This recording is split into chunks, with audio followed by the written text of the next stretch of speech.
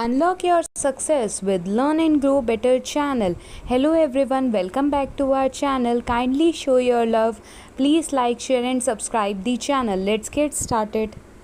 As you already know, हम कर रहे थे chapter 4 class 7 science that is heat. So आज का टॉपिक है हमारा heat transfer by convection method. इससे प्रीवियस वीडियोस में हमने कंडक्शन मेथड के बारे में डिटेल में समझा. Good conductor, bad conductor of heat, उनके यूसेस, ये सारी चीज़ें हमने डिटेल में डिस्कस करी. अगर अभी तक आपने प्रीवियस वीडियो को वॉच आउट नहीं किया तो जल्दी से जाइए and don't forget to subscribe. Yes, तो आज का टॉपिक जो है हमारा सेकेंड मेथड है जिसके थ्रू हीट जो है ट्रांसफ़र होती है from one place to other place and that is convection method. तो लेट्स गेट स्टार्टेड.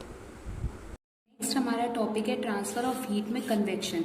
तो एक बार कंडक्शन को आप ध्यान से दोबारा रीड करोगे. कंडक्शन में क्या है, हीट ट्रांसफ़र हो रही थी from higher temperature to lower temperature, but particles move नहीं कर रहे थे. तो यहाँ पर जस्ट ऑपोजिट होगा. कंडक्शन सॉलिड्स में हो रहा था, तो कन्वेक्शन जो है वो लिक्विड एंड गैसेस में होता है. तो convection is usually take place in liquid and gases. तो लिक्विड एंड गैसेस क्या है, ये दोनों मीडियम है जो ट्रांसफ़र ऑफ हीट करने में हेल्प करते हैं, हीट को ट्रांसफ़र करने में हेल्प करेंगे कन्वेक्शन के केस में. तो कन्वेक्शन की डेफिनेशन पहले रीड करते हैं.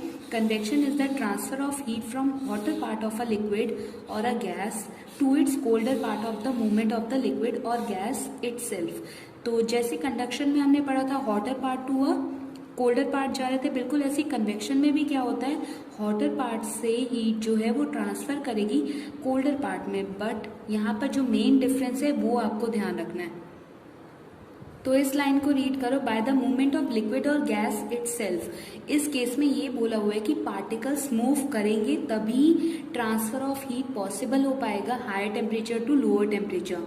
बट कंडक्शन में पार्टिकल्स ट्रांसफर नहीं कर रहे थे, वो अपनी हीट को क्या कर रहे थे, दूसरी लेयर में ट्रांसफर कर रहे थे, फिर दूसरी लेयर नेक्स्ट लेयर में ट्रांसफर कर रहे थे.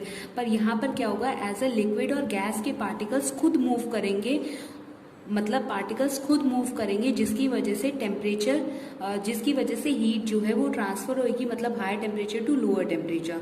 फॉर एग्जांपल ये एक बीकर लिया हमने. इस बीकर में एज अ वाटर है और नीचे से हम हीट प्रोड्यूस कर रहे हैं. तो हीट प्रोड्यूस होने की वजह से पानी क्या होता है, गर्म होता है. तो पानी का पहले नीचे वाला एरिया क्या होगा, गर्म होगा. तो नीचे वाले पार्टिकल्स जैसे ही गर्म होंगे तो वो क्या चले जाएंगे, नीचे वाले पार्टिकल्स गर्म हुए तो वो ऊपर चले जाएंगे, और ऊपर वाले जो पार्टिकल्स हैं जो कि ठंडे हैं अभी, वो क्या होंगे, नीचे आ जाएंगे.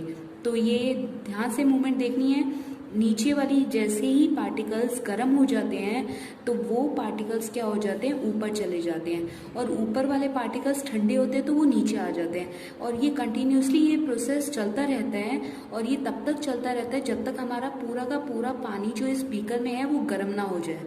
तो ध्यान रखना है, नीचे वाले जो पार्टिकल्स है जिनको डायरेक्ट एज अ हीट मिल रही है वो पार्टिकल्स गर्म हो जाएंगे और ऊपर चले जाएंगे, और फिर जो ऊपर वाले पार्टिकल्स हैं वो नीचे आ जाएंगे.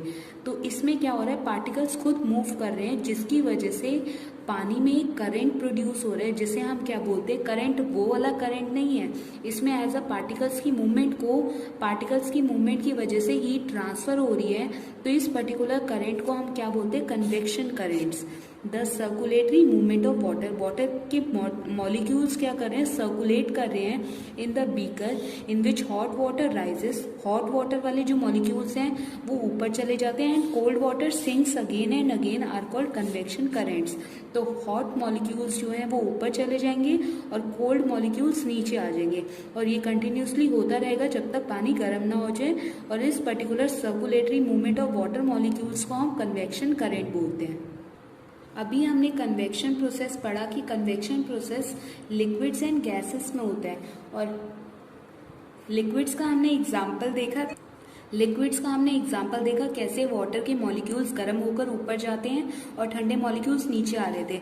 अब हम गैस का एज अ एग्जाम्पल देखेंगे. पैराशूट, आपने पैराशूट देखा है जिसे हम क्या बोलते हैं, गर्म गुब्बारा बोलते हैं. जो गर्म पैराशूट जो होता है, यहाँ पर क्या होते हैं, एज अ बर्नर लगे होते हैं जो बहुत ज़्यादा हीट प्रोड्यूस करते हैं. और इस हीट प्रोड्यूस होने की वजह से ये पर्टिकुलर जो मटेरियल का ये बना हुआ है हमारा बैलून, ये क्या होता है, ऊपर की ओर मतलब एक तरह से फूल जाता है, जिसकी वजह से इजीली ये एयर में फ्लाई कर पाता है। तो इन्हीं पर्टिकुलर इस हीट की वजह से क्या होता है, इस हीट की वजह से जो इसके नियर अबाउट इट जो एयर है वो क्या हो जाएगी, गर्म हो जाएगी, और जो गर्म हवा होती है वो ऊपर चली जाती है। जैसे पानी के केस में हमने देखा था, जैसे ही वाटर के मॉलिक्यूल्स गर्म हो रहे थे वो ऊपर जा रहे थे, बिल्कुल ऐसे ही इस बर्नर के सराउंडिंग में जो एयर होगी वो गर्म होकर ऊपर चली जाएगी, और जैसे ही वो ऊपर जाएगी तो वहाँ ऊपर जो ठंडी एयर है वो क्या होगी, नीचे आ जाएगी।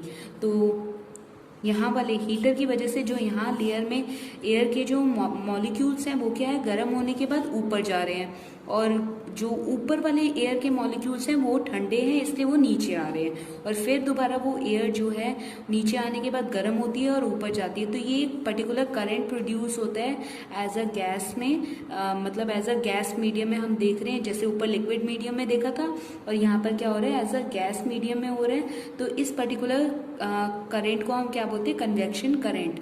तो कन्वेक्शन में आपने देखा कि हीट ट्रांसफर होगी hotter object to colder object, but इसमें पार्टिकल्स खुद मूव करेंगे। जो गर्म पार्टिकल्स होते हैं वो ऊपर चले जाते हैं और जो ठंडे पार्टिकल्स होते हैं वो नीचे रहते हैं।